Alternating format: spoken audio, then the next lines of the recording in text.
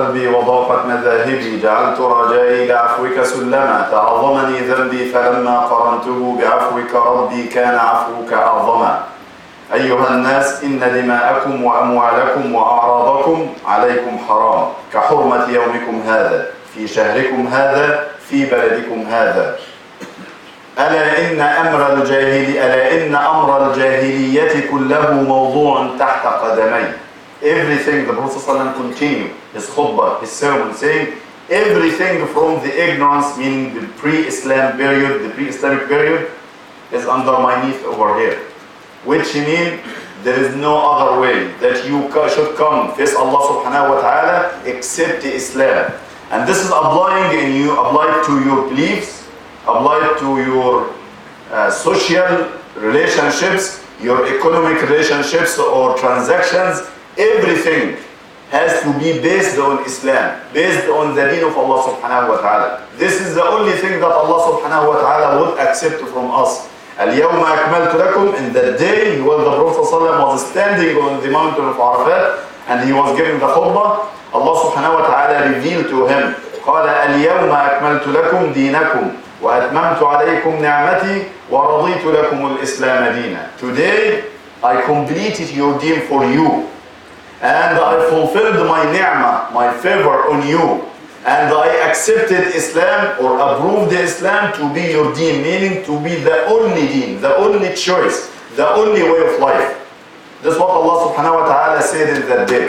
This is why Imam Malik rahimahullah ta'ala, he said, من لا يصلح آخر هذه الأمة إلا بما صلح به أولها فما لم يكن يومئذ دين فلن يكون اليوم دين. So the latest generations of that ummah will not have any way of success other than the way of success of the first generation, which means following exactly the footsteps of the Prophet ﷺ. And he was continuing, Imam Malik was saying, so what is anything that we have today that is not part of what the Prophet ﷺ used to do in that time, so it is not part of our deen.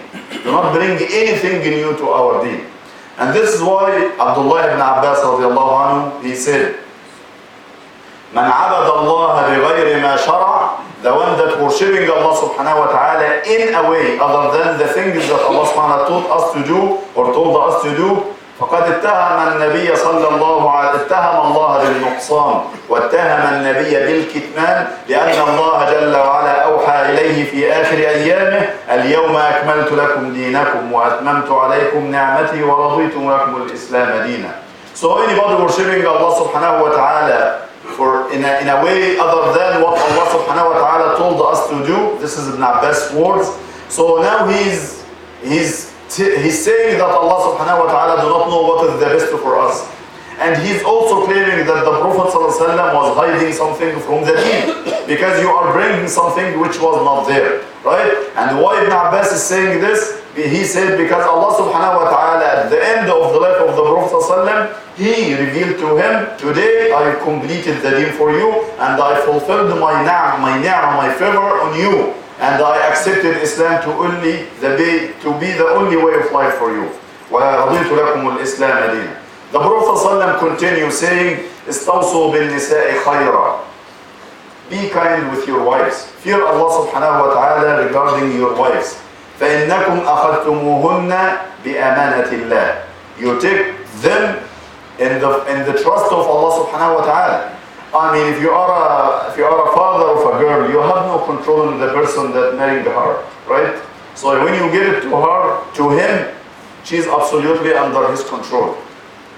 If Allah subhanahu wa ta'ala bless you with a good person, you will be happy. If he's a bad person, her life will be a hell. All the life will be a hell. And it is not easy for her to be divorced because she cannot divorce somebody today and they marry tomorrow. And we know as Muslims we have no other way of living other than the marriage. So it is a problem anyway, right? So that you have no guarantee. If you give your daughter to anybody, you have no guarantee. Unless he fear Allah subhanahu wa ta'ala and he have iman and taqwa in his heart.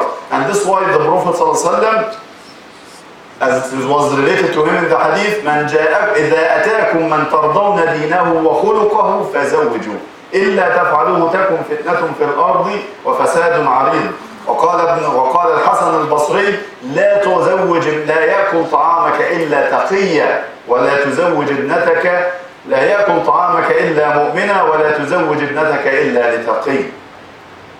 This is one word of Al-Hasan al-Basri, one of the Tabi'een. He was saying, do not give your daughter to any person unless the one that have taqwa in his heart.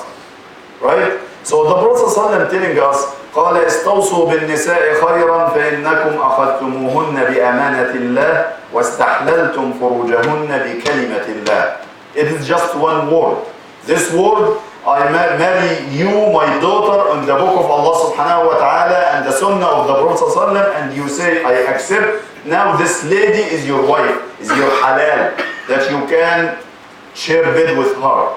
Just one word, one sentence like this. So it was easy, very easy like this, although it is very easy, but it's very heavy. That you have to fear Allah subhanahu wa ta'ala. You have to recognize the responsibility that Allah subhanahu wa ta'ala put on your shoulders. And this is why Allah subhanahu wa ta'ala Allah subhanahu wa ta'ala described this relationship as the strong covenants. Al-Mithaq al-Ghalidh.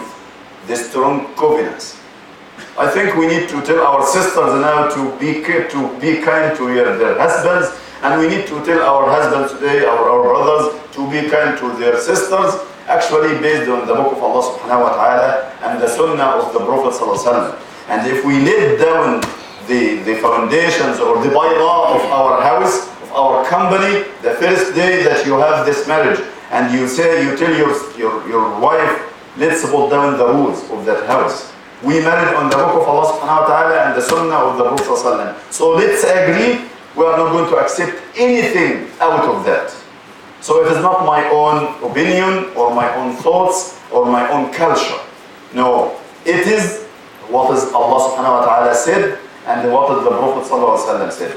If we have such kind of rules in our life will be more easier, and we will have happy families and happy children, and we will be blessed with our families, our wives, our houses, our children for the sake of Allah subhanahu wa ta'ala. استوصوا بالنساء خيرا فإنكم أخذتموهن بأمانة الله واستحللتم فروجهن بكلمة الله. I mean, the Prophet ﷺ continued giving recommendations regarding the women, what are their rights and what are their duties. And he spoke about riba, the usury, which became very common right now, and unfortunately it became very popular because it is not named anymore usury anymore, it is interest. So it had a very beautiful name, right? So, right? This is the shaitan action. He gave the good names for the haram things. And he also spoke about the blood, which is completely haram, al-qatl, and all of the things that we may need to go revise this to learn from the sunnah of the Prophet sallallahu alaihi wasallam. May Allah subhanahu wa ta'ala guide us all inshallah to his way and path, and may Allah subhanahu wa ta'ala make all of us inshallah among the people of Jannah.